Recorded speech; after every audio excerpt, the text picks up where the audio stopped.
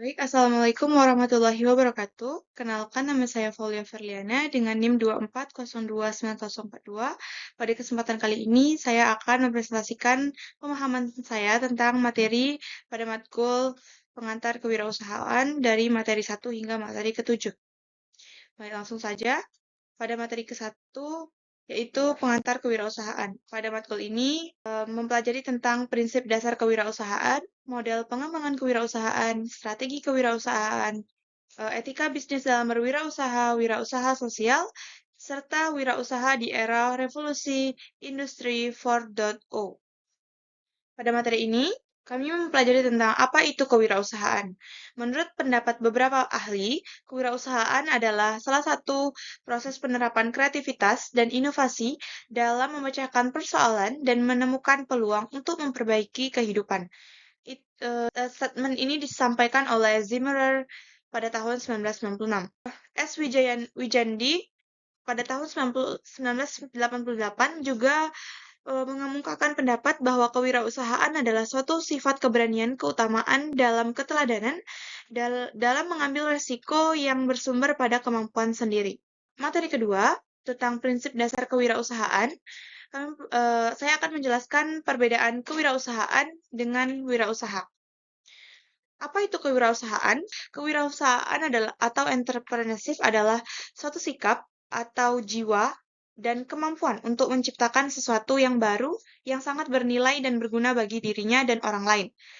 Sedangkan wirausaha adalah seorang inovator yang mampu memanfaatkan dan mengubah kesempatan menjadi ide yang dapat dijual dan dipasarkan, memberikan nilai lebih dengan memanfaatkan upaya, waktu, biaya, atau kecakapan dengan tujuan mendapatkan keuntungan dengan ide dan gagasan yang memiliki nilai dan keunggulan.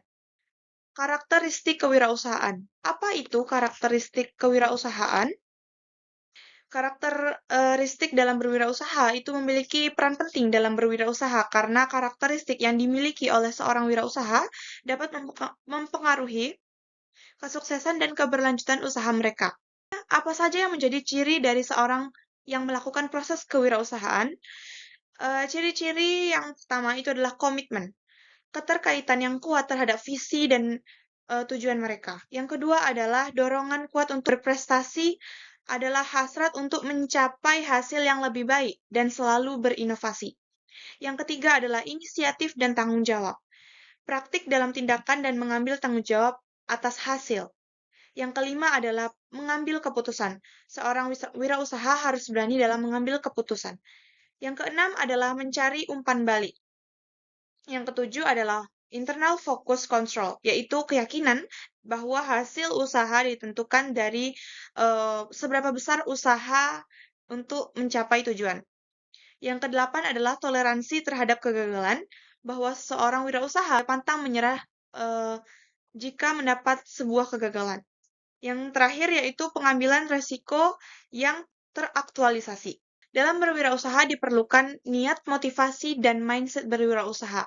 Ketika sebagian besar mahasiswa ditanya mengenai keinginan untuk berwirausaha, maka jawaban yang biasa dilontarkan adalah ingin berwirausaha.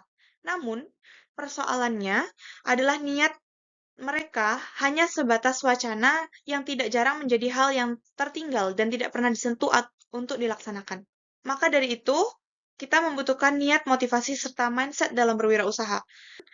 Apa itu niat dalam berwirausaha? Apa itu motivasi? Dan apa itu mindset dalam berwirausaha? Niat dalam berwirausaha adalah suatu proses pencarian informasi untuk mencapai tujuan usaha.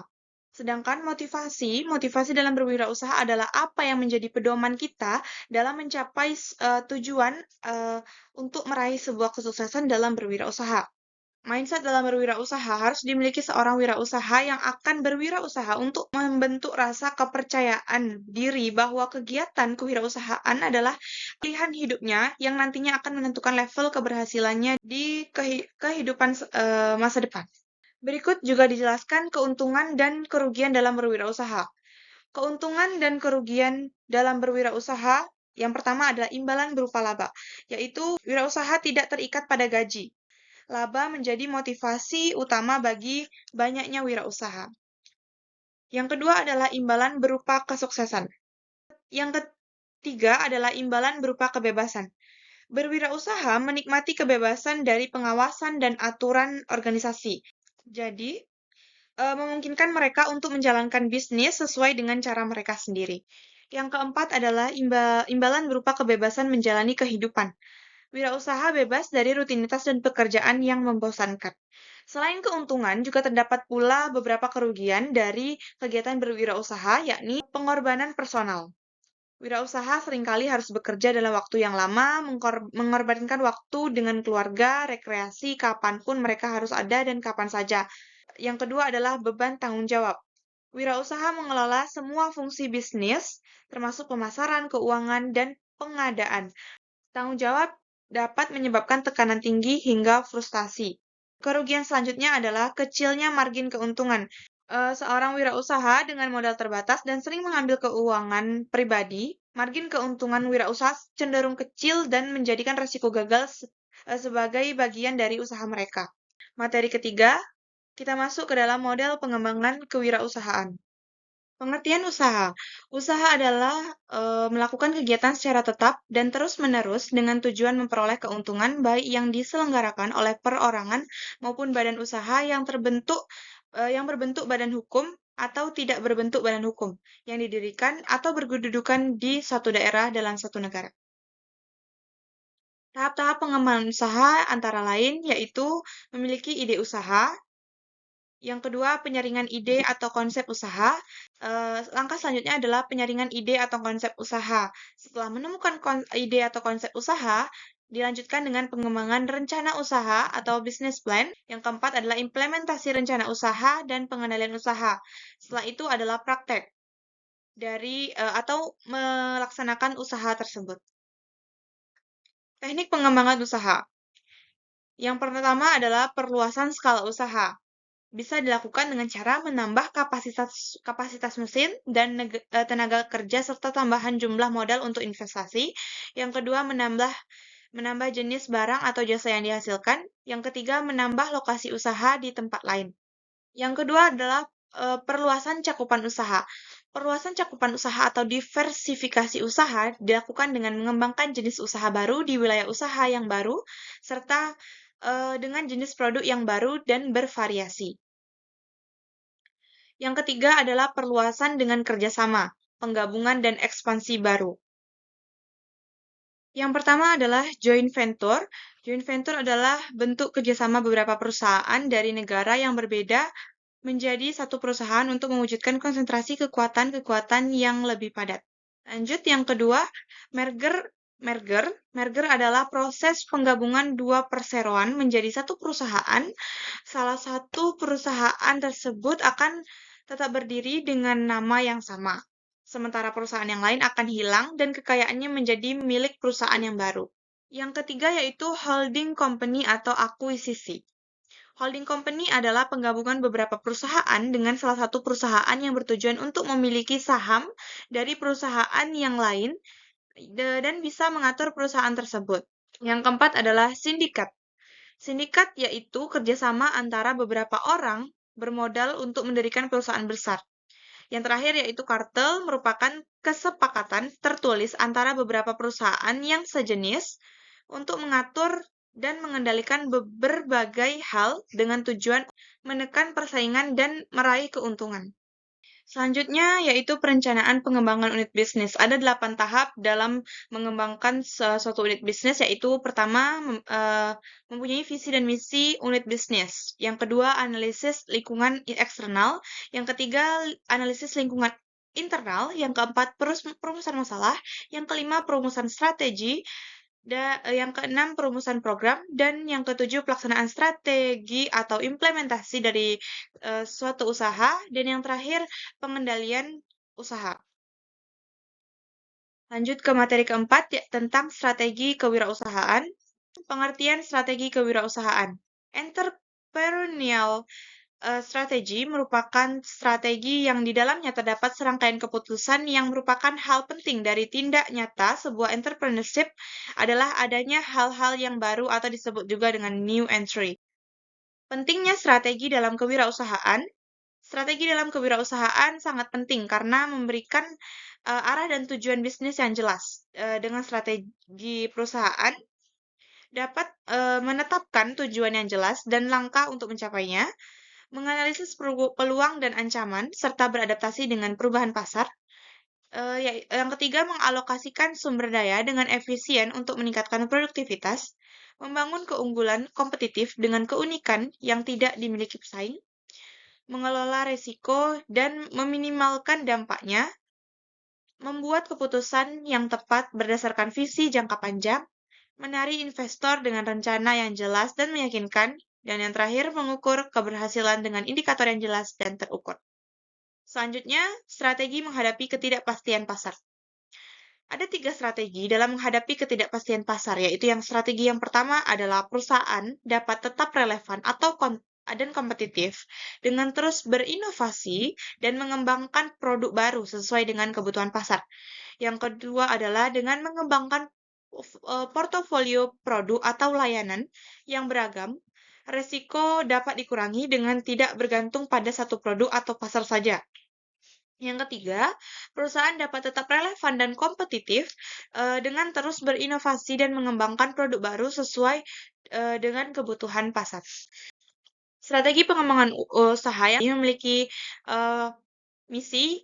Misi organisasi itu adalah tujuan atau alasan berdirinya suatu organisasi. Adapun tujuan merumuskan hal-hal yang akan diselesaikan dan sebaiknya diukur jika memungkinkan. Yang ketiga, adanya strategi. Strategi dalam memaksimalkan keunggulan kompetitif dan meminimalkan keterbatasan kemampuan bersaing. Yang terakhir yaitu kebijakan juga merupakan pedoman luas yang menghubungkan perumusan strategi dan implementasi apa yang seharusnya harus dilakukan dalam berusaha. Oke, kita lanjut pada materi kelima, etika bisnis dalam wirausaha. Apa itu etika bisnis dalam berwirausaha? Menurut Zimmerer, etika bisnis adalah suatu kode etik perilaku pengusaha berdasarkan nilai-nilai moral dan norma yang dijadikan tuntutan dalam membuat keputusan dan dalam memecahkan persoalan-persoalan yang dihadapi. Prinsip-prinsip etika dalam perilaku bisnis yaitu menurut pendapat Michael Josephson pada tahun 1988 yang dikutip oleh Zimmerer pada tahun 1996, secara universal ada 10 prinsip etika yang mengarahkan perilaku yaitu kejujuran atau honestly, integritas atau integrity, memelihara janji atau promise keeping, kesetiaan atau fidelity, kewajaran atau keadilan atau fairness, suka membantu orang lain atau caring for other, hormat pada orang lain atau respect for other, warga negara yang bertanggung jawab atau responsibility citizenships dan dapat dipertanggungjawabkan atau accountability. Pada bab atau materi etika bisnis dijelaskan pula stakeholders. Apa itu stakeholders? Stakeholders adalah semua individu ataupun kelompok yang berkepentingan dan berpengaruh dalam pembuatan keputusan perusahaan. Stakeholders dapat dibedakan menjadi dua, yaitu internal stakeholders atau investor karyawan, manajemen, ataupun pimpinan perusahaan. Yang kedua adalah external stakeholders, pelanggan, asosiasi dagang, kreditor, pemasuk, pemerintah, masyarakat umum, dan kelompok khusus. Tanggung jawab perusahaan. Tanggung jawab perusahaan sama dengan tanggung jawab sosial, yaitu menyeimbangkan komitmen-komitmen yang berbeda. Menurut Zimmerer, ada beberapa macam tanggung jawab perusahaan, yaitu yang pertama, tanggung jawab terhadap lingkungan. Perusahaan harus ramah lingkungan dan menjaga lingkungan. Yang kedua, tanggung jawab terhadap karyawan. Menurut Ronald J. Ebert, pada tahun 2000, semua aktivitas manajemen sumber daya manusia seperti penerimaan pegawai baru, pengupahan, pelatihan, dan promosi. Dan yang terakhir, tanggung jawab terhadap pelanggan. Tanggung jawab sosial perusahaan terhadap pelanggan menurut Ronald J. Albert, pada tahun 2000 ada dua kategori yaitu menyediakan barang dan jasa yang berkualitas, dan memberikan harga produk dan jasa yang adil dan wajar. Tanggung jawab perusahaan juga tanggung jawab terhadap investor, dan tanggung jawab terhadap masyarakat. Selanjutnya, yaitu materi ke-6 tentang wirausaha sosial. Definisi wirausaha sosial yaitu wirausaha adalah semacam inisiatif dalam bidang kewirausahaan yang bertujuan memecahkan masalah sosial dan akan membawa transformasi perubahan yang lebih baik pada masyarakat. Selanjutnya yaitu prinsip-prinsip kewirausahaan sosial. Prinsip yang pertama yaitu tujuan dari kewirausahaan sosial adalah untuk mengatasi kemiskinan atau masalah yang berkaitan dengan pendidikan, kesehatan, akses teknologi, atau lingkungan yang ada pada masyarakat dan bukan untuk memaksimalkan keuntungan. Yang kedua, keberlangsungan ekonomi dan keuangan. Ketiga adalah investor mendapatkan kembali uang mereka sesuai dengan jumlah investasi.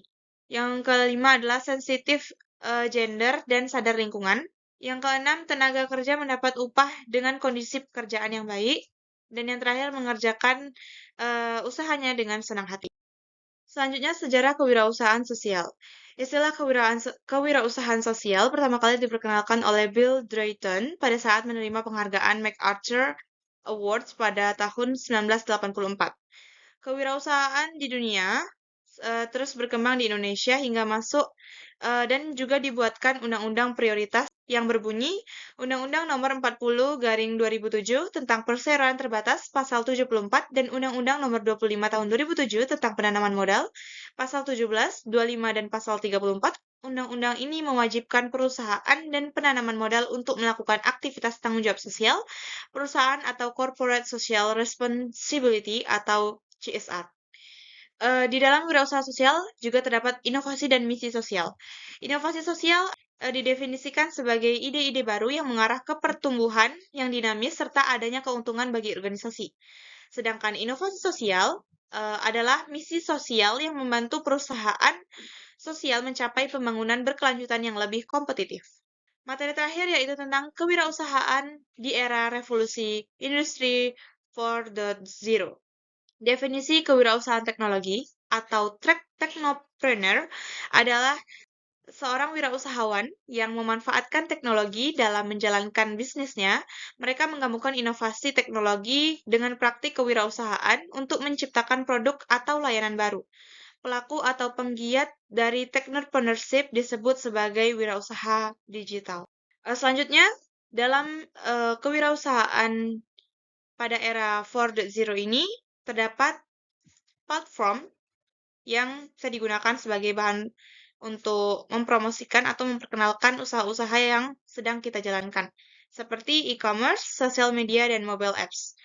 Yang pertama, e-commerce adalah aktivitas jual beli barang atau jasa serta transmisi dana atau data melalui jaringan elektronik terutama internet. Beberapa manfaat e-commerce yaitu menghemat waktu, pembelinya bisa lintas wilayah, mampu meningkatkan market exposure, mampu meningkatkan customer loyalty, mampu meningkatkan supplier management, mampu mengurangi biaya operasional atau operating cost, dapat mempersingkat waktu produksi. Yang kedua ada sosial media atau mobile apps. Media sosial adalah sebagai alat digital marketing untuk berkomunikasi dan berinteraksi dengan klien atau calon klien. Siapa saja dapat dengan mudah membagikan konten seperti tulisan, gambar, video, dan suara melalui platform ini.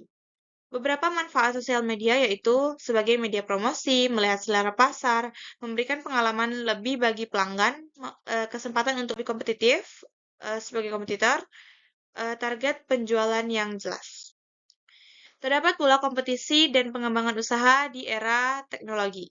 Perkembangan bisnis dalam bidang teknologi telah melibatkan banyak aktor, meliputi pemilik ide kreatif atau wirausaha digital atau technopreneur, pusat riset, penyediaan modal, dan pemerintah. Untuk bisa menjadi seorang wirausaha digital, dibutuhkan beberapa prinsip dasar seperti minat, visi jangka panjang, kepemimpinan, dan jaringan atau relasi. Peran teknologi dalam perubahan pasar yaitu untuk kemajuan digitalisasi, otomatisasi, dan kecerdasan buatan. Selain itu, teknologi telah membawa perubahan signifikan dalam cara konsumen berinteraksi dengan pasar, perkembangan teknologi pembayaran. Baik, sekian presentasi dari saya.